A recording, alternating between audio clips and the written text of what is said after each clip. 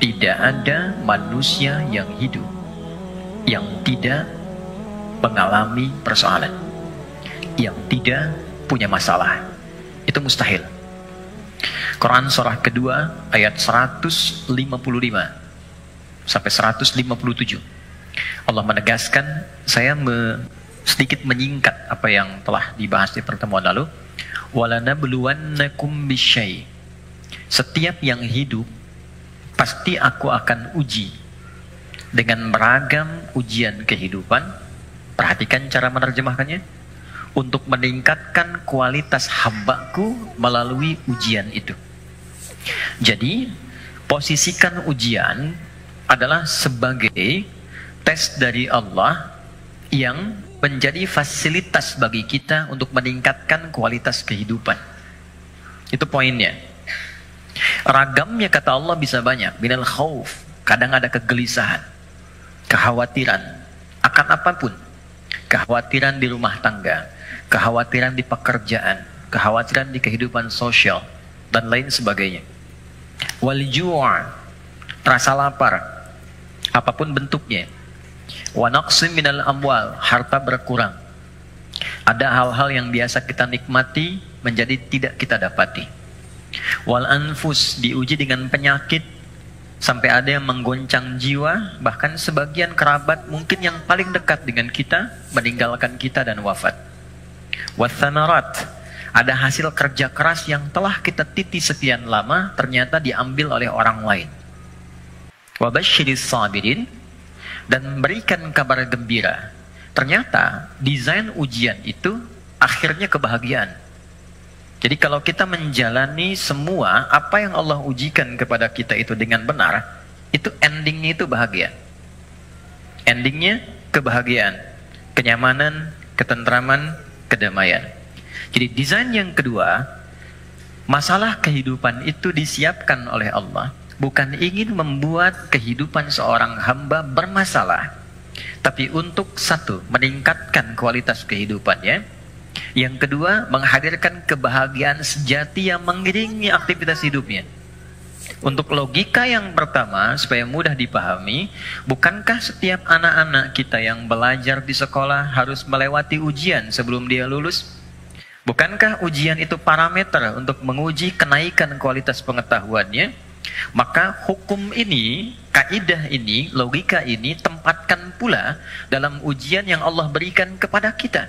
Anggaplah kita menjalani aktivitas kehidupan dan memang itu nyata adanya, lalu ada tantangan yang dengan itu akan meningkat keadaan diri kita. Bertambah kesabaran, bertambah mentalitas, semakin keluar air mata, semakin siap kita menghadapi tantangan berikutnya, dan sudah tidak ada air mata lagi yang dikeluarkan karena sudah melewati batasnya. Kemudian akhirnya kebahagiaan. Nah, kita baru bicara tentang awal dan tengahnya di pertemuan lalu. Gimana menuju akhir dengan bahagia itu? Memanage satu persoalan yang orang lihat dengan masalah, kita melihatnya sebagai jalan menuju kebahagiaan. Oke, itu cara pertama untuk kita menyikapi terlebih dahulu. Jadi memosisikan persoalan kehidupan apapun bentuknya. Ya. Kadang selalu disebutnya dengan masalah gitu kan. Padahal Allah menyebutnya dengan tes, ujian.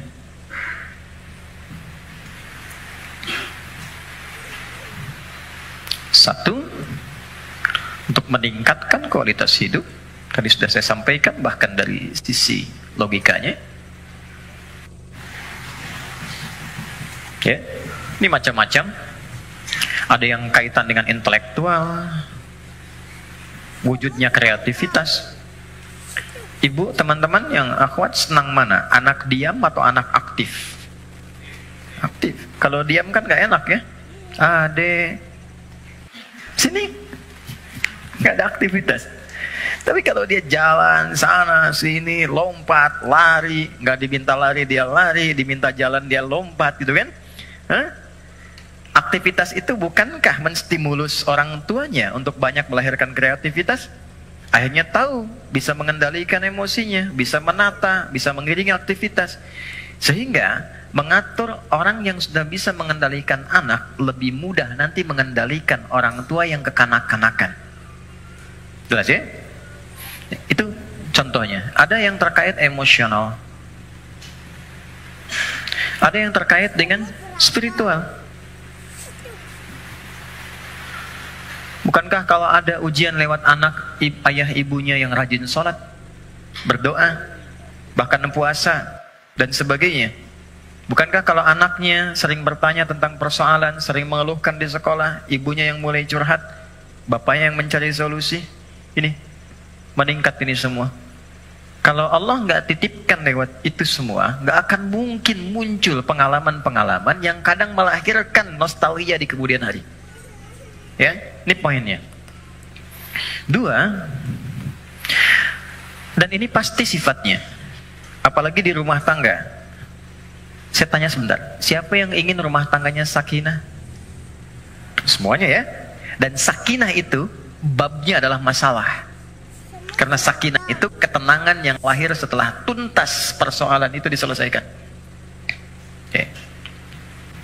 Dua, tidak mungkin Allah titipkan ujian berupa aneka persoalan kehidupan kecuali menjadikan ini sebagai jembatan yang mengantarkan pada kebahagiaan. Ini poinnya. Secara teoritis psikologis kita sudah belajar di pertemuan lalu bagaimana menyikapi masalah supaya jadi ujian yang menyenangkan. Itu dulu. Kemarin setelah kita belajar, yakinkan pada diri kita nggak mungkin diuji kalau nggak sanggup, kan? Al-Baqarah 286 selesai kemarin. La yukallifullahu nafsan illa wus'aha. Jadi kalau ada yang diuji dengan persoalan apapun, katakan pada diri kita, aku yang dipilih, insya Allah sanggup, insya Allah mampu. Itu dulu. Nanti secara psikologis akan ada kekuatan yang tak kita sadari membuat kita lebih siap menghadapi itu. Itu kaidah Quran. Kedua, inna ma'al usri yusra. Sudah kita bahas ini. Yakinkan pada diri kita, setiap ada masalah, katakan langsung pada diri, pasti selesai. Pasti ada solusinya. Tidak ada masalah yang nggak ada solusinya. Dua. Kalau ini sudah menyemai dalam jiwa kita masing-masing, jadi sebesar apapun masalah, itu pasti akan jatuhnya ringan. Apalagi kalau dijatuhkan betulan di atas bentangan sajadah. Kan? Itu lebih indah. Itu yang dimaksud Quran surah 12 ayat 85. Innama ashku bathi wa huzni ilallah. Kata Nabi Yakub, aku tuh kalau ada masalah, curhatnya sama Allah. Bukan di media sosial. Dan tidak menyelesaikan persoalan. Anda bikin status, aku nggak menduga ternyata dia begitu, ya? Tapi nggak ada solusinya gitu, ya, nggak ada solusinya. Nah sekarang apa yang tadi kita uraikan telah tuntas kita bahas di pertemuan lalu. Silahkan dilihat kembali di review videonya. Sekarang kita akan masuk ke sini. Bagaimana memanage persoalan menuju jalan menuju kebahagiaan. Teman-teman, setiap orang yang diuji ada masalah pasti butuh solusi. Dalam bahasa Al-Quran, solusi itu dikenal dengan makhraj namanya. Apa namanya? Makhraj. Pernah dengar makharijul huruf? Oke, makharij itu jamak dari kata makhraj. Makhraj. Makhraj itu jalan keluar. Jadi kalau teman-teman misalnya umrah atau haji, ada lewat jalan di atasnya tulisannya makhraj, jalan keluar, exit, kan? Nah, di dalam Al-Quran, setiap orang yang diuji dengan persoalan kehidupan, itu fitrahnya sudah pasti menginginkan jalan keluar. Ini saya pengen keluar, ini bahasa kiasan. Ini ada tempat penuh dengan masalah, saya pengen keluar. Apa jalan keluarnya? Apa makhrajnya? Kalau kita keluarkan ayat-ayat terkait dengan solusi dari setiap persoalan yang endingnya kebahagiaan, maka kita akan temukan satu, Quran surah ke-65. Kita mulai dengan basicnya Quran dulu ya, supaya nggak bisa didebat gitu. Kalau teori manusia kan bisa didebat ya, tapi siapa yang mau mendebat firman Allah? Jadi saya mulai dengan Quran, hadis. Jadi kalau hadisnya didebat, Anda mendebat Rasulullah gitu. Baik, oke. Quran surah 65 ayat surah At-Talaq. Akhir ayat kedua, di akhir ayat kedua, di awal ayat ketiga.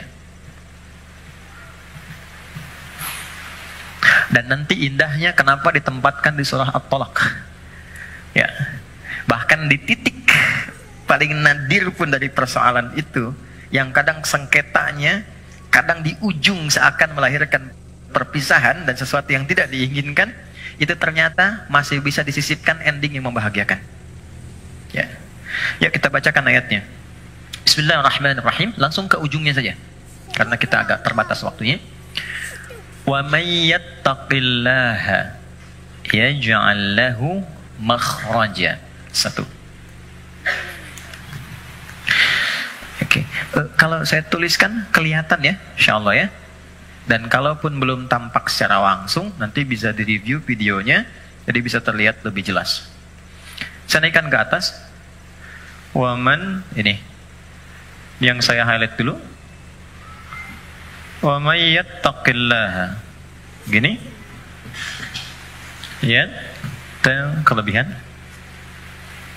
Wa may yattaqillaha. Nih, kuncinya ini. Saya kotaki. Baru saya turunkan ke sini. Ya ja'allahu makhraja. Makhraja. Oke, kita temukan kalimat makhraj di Quran. Satu. Waman, saya baca dengan man dulu, tidak saya baca dengan tajwid. Waman, dan siapapun.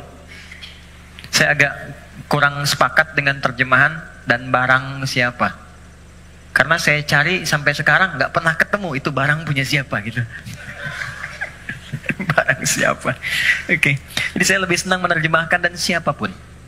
Dan siapapun. Nah, man ini di dalam bahasa Arab tuh kaidahnya berbunyi begini. Ismun mausulun yadulu 'alal faradiyah. Paham? Tidak.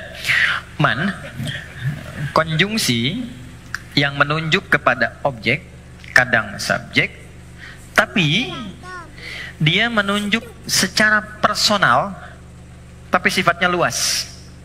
Di tawarannya berlaku secara personal setiap kita, tapi bersifat terbuka. Jadi kalau ada kata man di Quran, itu Allah sedang berbicara kepada kita, posisikan secara personal. Setiap kita itu sedang dikhitab, ditawari langsung oleh Allah. Dan tawarannya terbuka. Mau laki-laki, perempuan, besar, kecil, tua, muda, siapapun. Kalau ini kemudian disandingkan dengan kata makhraj, yang tadi kita sepakati makhraj itu solusi, jalan keluar. Lawan dari solusi, masalah kan? Ujian kan? Jadi satu kata man saja sudah memberikan kesan bahwa tidak ada satupun di antara kita, bahkan saat ini, di ruangan ini, yang tidak punya persoalan. Setiap kita.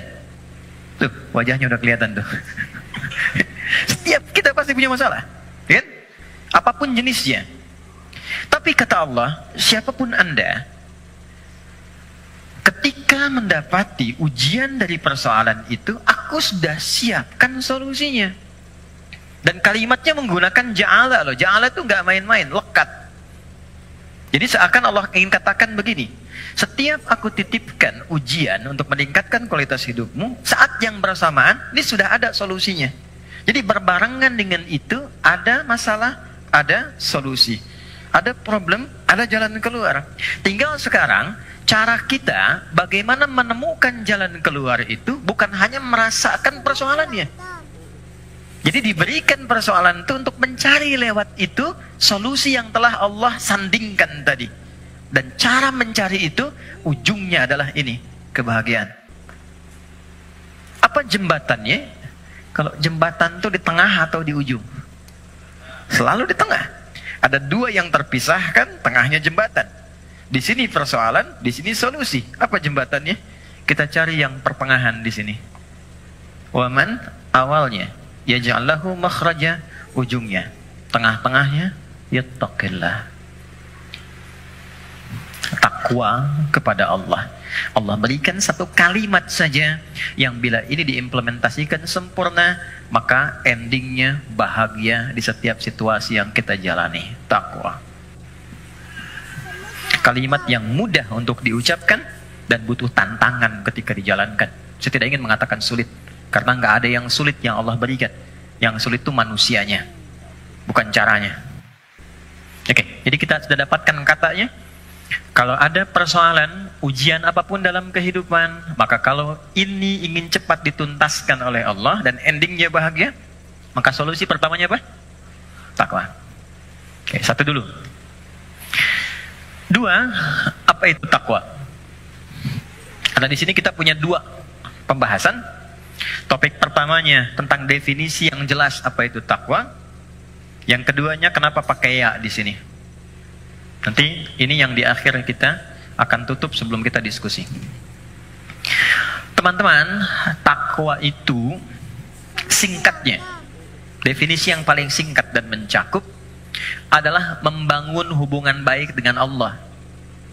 Itu cara cepatnya. Wa may yattaqillaha, siapa yang mampu mendekati Allah dengan baik. Oke, sekarang kita terapkan logikanya. Kalau kita punya persoalan, bukankah kita akan berkonsultasi kepada orang yang kita duga mampu menyelesaikan masalah kita? Kan? Bukankah kalau Anda punya masalah di handphone, Anda akan datang ke counter handphone? Bukankah kalau ada orang punya masalah di kendaraannya, dia akan datang ke bengkel yang sesuai dengan kendaraannya?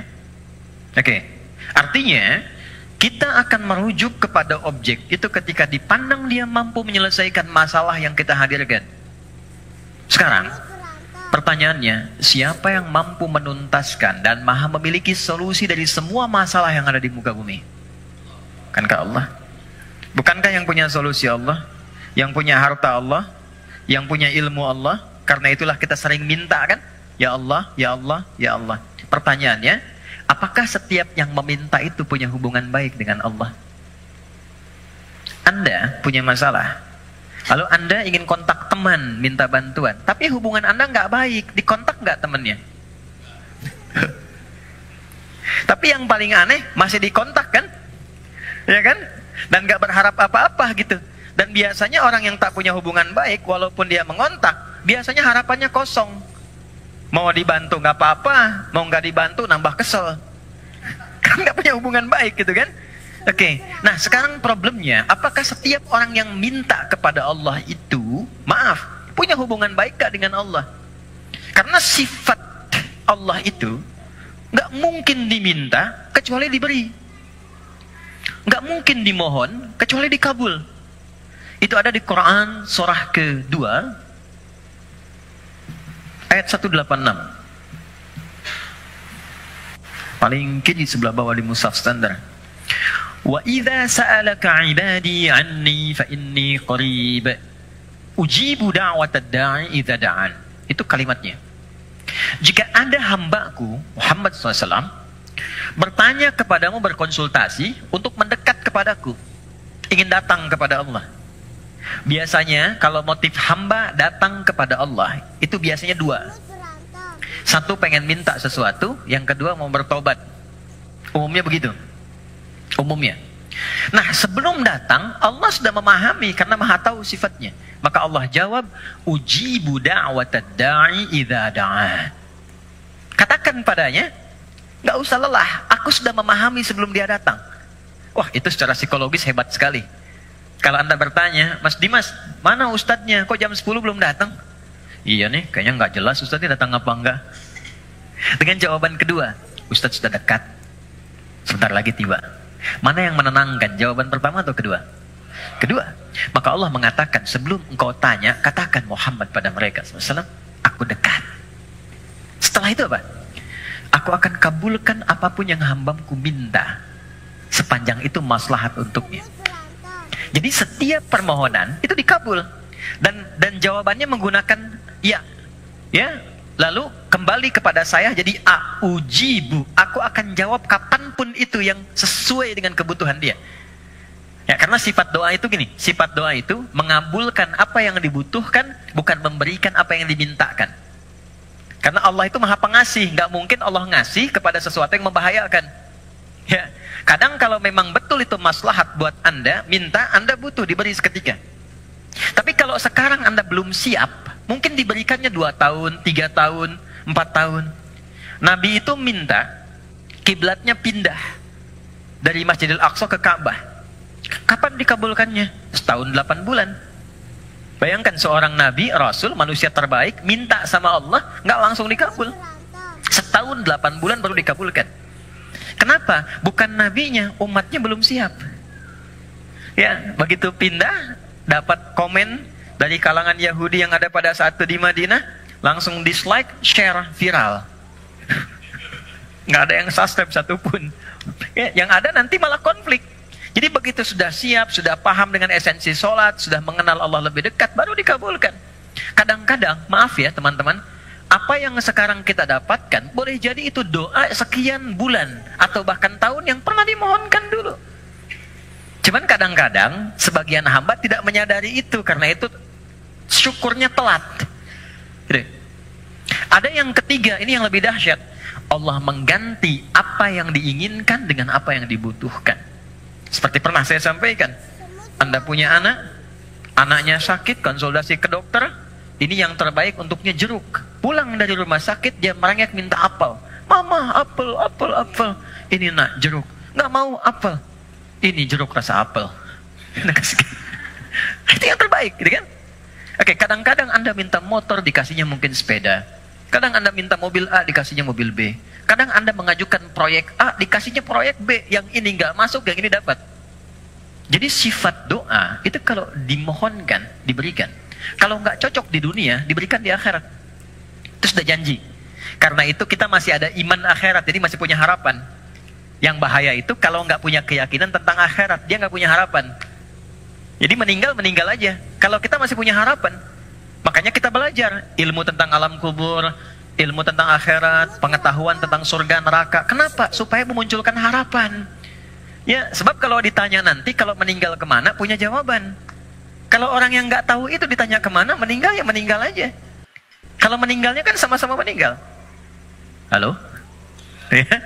Baik. Nah, sekarang problemnya adalah, bisa ada orang minta, tapi nggak terkabul gitu. Nggak dapat. Apa problemnya? Maka saya kisahkan hadis Nabi. Teman-teman, thumma dzakara ar-rajula yutilu safara ash'atha aghdara. Nabi mengisahkan seorang lelaki yang menempuh perjalanan panjang. Safar. Sifat safar, ingat ya, sifat safar itu cepat mengabulkan doa.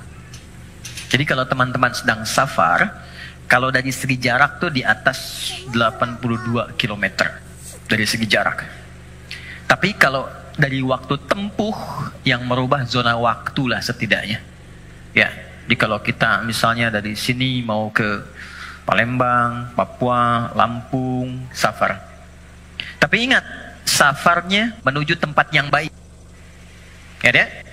Ini mau safar ke Makau, safar ke Las Vegas misalnya, itu bukan safar namanya. Memang jalan jauh tapi bukan dalam konteks yang dibenarkan. Nah, orang yang menempuh perjalanan jauh dalam rangka kebaikan, apalagi diniatkan ibadah, maka berpotensi mengabulkan doa di setiap titian perjalanannya. Maka alih-alih banyak foto dan bikin status, saran saya, isi dulu dengan doa. Isi dulu dengan doa. Dua, yamuddu yadaihi ilas sama, dia mengangkat tangannya ke langit gini. Saya tidak bermaksud mengajarkan, hanya share saja. Biasanya begini yang mudah untuk dilakukan. Kalau Anda angkat telapak begini, ada garis kan ya? Ada garis ya? Nah, yang paling mudah itu begini, satukan garisnya. Ini, lalu di sini letakkannya. Nanti ada babnya, semakin tinggi dan luas permohonan, biasanya semakin diangkat, semakin terbuka. Seperti doa istisqa, minta hujan. Doa istisqa itu begini. Nanti ada di khutbah Jumat, misalnya khatib begini. Ya, sebetulnya tidak diatur secara spesifik, yang penting ngangkat. Tapi umumnya riwayat mengatakan ngangkat dekat ke dada. Saya yang praktekkan begini. Nah, singkatnya, hadis sahih mengatakan, orang yang mengangkat tangan dengan berdoa, itu lebih cepat intinya dikabulkan dibandingkan dengan yang diam. Innallaha hayyun karimun. Allah itu maha mulia dan sangat merasa malu kalau seorang hamba mengangkat tangannya tidak dikabulkan doanya. Itu jawaban dari Nabi kepada seorang sahabat yang bertanya, "Ya Rasulullah, kalau ada seorang hamba mengangkat tangan dan memohon kepada Allah, apakah dikabulkan?" Kata Nabi, "Bagaimana menurutmu jika ada temanmu minta kepadamu sambil menengadahkan tangannya begini? Ya, Mas Sandian, tolong mas, tolong sesuap nasi aja." Kalau nggak ngasih malu kan? Maka kata Nabi, Allah lebih malu karena sifat rahimnya, lebih malu kalau hambanya mengangkat tangannya lalu dia tidak memberinya. 2. 3. Ini kunci cepat. Fayaqulu ya Rabb, ya Rabb. Lalu dia bermohon dengan al-asma'ul husna. Cara ketiga, kalau doa ingin cepat dikabulkan, mulai dengan al-asma'ul husna. Nggak perlu semuanya. Pilih satu nama yang sesuai dengan permohonan yang kita ajukan. Contoh, Allah punya berapa nama? Ya, yang dihitung 99. Itu yang disebut dengan Al-Asma'ul Husna. Quran surah ke-17 ayat 110. Ulidu'ullaha. Kalau engkau punya persoalan, kata Allah, sebut namaku minta. Awid'ur Rahman. Sebut namaku sang pemberi tanpa batas. Maha kasih yang luas. Ayyamma tad'u. Tapi kalau engkau ingin spesifik, falahul asma'ul husna. Pilih satu nama yang sesuai dengan kebutuhanmu. Contoh, Anda minta untuk dilapangkan rezeki. Sebut ya Allah, Allahnya dulu. Allah. Ya Razzaq. Ya Allah, ya Razzaq. Ya Allah sang pemberi rezeki. Anda belajar atau anak Anda belajar, ingin diberikan keluasan ilmu. Ya Allah, ya Alim. Pilih salah satu. Nabi Zakaria ketika bermohon kepada Allah, manusia itu berkata, kamu punya keterbatasan, nggak mungkin punya keturunan. Maka beliau menyebut nama Allah sang pemberi tanpa batas. Namanya Ya Wahhab. Disingkat dengan Hab. Ya, Wahhab. Banyak persoalan ingin dikuatkan kesabaran. Ya Sabar. Ya, jadi kalau Anda mau minta, nggak harus semua disebut. Nanti yang nggak ada, jadi ada. Ya Allah, ya Razzaq, ya Alim, ya Sabar. Tadinya nggak punya masalah, Anda malah punya masalah, gitu kan? Oke. Dia menyebut ketiganya. Jadi dia mengatakan, ya Rabb, nama ucap untuk pemberian dengan sifat rububiyah. Dia Safar, dan orang ini mengangkat tangan. Apa kata Nabi? Anna yustajabu lidzanik. Ini susah doanya dijawab. Gimana bisa terjawab? Ternyata dia dalam keadaan sedang punya hubungan yang tidak baik dengan Allah. Kata Nabi, mat'amu haramun. Makanan dia sumbernya dari yang haram. Mashrabu haramun. Minumnya yang haram. Malbasu haramun. Pakaiannya dari yang haram. Wa ghudhiya biharamin, dan perangkat hidupnya haram. Saya pegang gelas dari tadi, saya ingin tunjukkan begini. Ini gelas masih terbuka. Gini. Man. Saya bisa masukkan apapun, spidol, pena, even itu air, dan yang lainnya. Tapi kalau mulai itu tersekat begini, apa yang bisa dimasukkan? Kalau sekatnya masih tipis, mungkin masih bisa ditembus. Sepanjang tajam permohonan, air mata keluar, bermohon dengan lembut dan lirih, masih bisa tembus. Tapi kalau yang menutupnya semakin tebal dan kuat, bagaimana bisa tembus? Maksiat yang membuat kita terhubung, buruk, jelek sinyalnya, koneksinya bahkan terputus dengan Allah, itu yang menjadikan sekat-sekat yang menghambat cawan hati kita untuk menerima pengabulan doa dari Allah Subhanahu wa Ta'ala. Maka tadi saya katakan di awal, bagaimana ada orang punya hubungan yang kurang baik dengan Allah, saat yang bersamaan dia berani meminta. Bersyukurnya Allah punya sifat Rahman dan Rahim yang masih menampung permintaannya dan mengabulkan. Cuman hamba itu yang harus membuka sekatnya dulu supaya pengabulan itu bisa masuk ke dalam dirinya. Jadi sifat Rahman Allah menjadikan doanya tetap dikabul. Cuman mental. Itu maksudnya. Ya Allah Maha Adil, tetap memenuhi janji, diminta diberikan, cuman terpental. Karena apa? Sekatnya belum dibuka. Nah, untuk membuka sekat itu dan dibangun kembali hubungan baik, itu yang disebut dengan takwa namanya. Ya. Bagaimana Anda bisa meminta khusyuk berdoa? Saya kadang-kadang suka mau senyum sendiri. Ada orang berdoa, tapi gerah juga. Minta khusyuk, tapi dia membawa perangkat haram dalam dirinya. Gambar-gambar yang tak pantas, video-video koleksi yang buruk masuk di handphonenya. Kok bisa masuk sakunya saat yang bersamaan dia sholat? Kok bisa? Nggak malu sama Allah. Kan kita mengetahui Allah maha mendalami segala hal. Allah maha mengawasi. Lalu ada orang mengumpulkan hal yang haram, bahkan dalam handphonenya, dia masukkan ke sakunya, dan dia masih menunaikan sholat. Dan merasa nyaman dengan itu. Apalagi dengan keadaan sadar, dia hasilkan perangkat dirinya, pakaian dari cara yang tidak benar, kemudian juga perangkat dari cara yang tidak benar, kemudian dia diuji dengan persoalan, yang Allah ingin bimbing dia untuk mendapatkan jalan keluar yang baik, tapi dia menggunakan itu, dan dengan perasaan bangga dia bermohon kepada Allah. Tapi sekali lagi, karena Allah itu Rahman, sayang, kasih, maka persoalan sebesar apapun yang dirasakan dan bagaimana bentuknya, demi Allah saya katakan, pada akhirnya itu adalah jalan menuju kebahagiaan. Kalau bukan jalan kita menemukan kembali harapan cerah untuk terhubung dengan Allah yang membuka kebahagiaan sejati berikutnya, atau memang itulah titik pertemuan dari semua keinginan yang akan dikabulkan.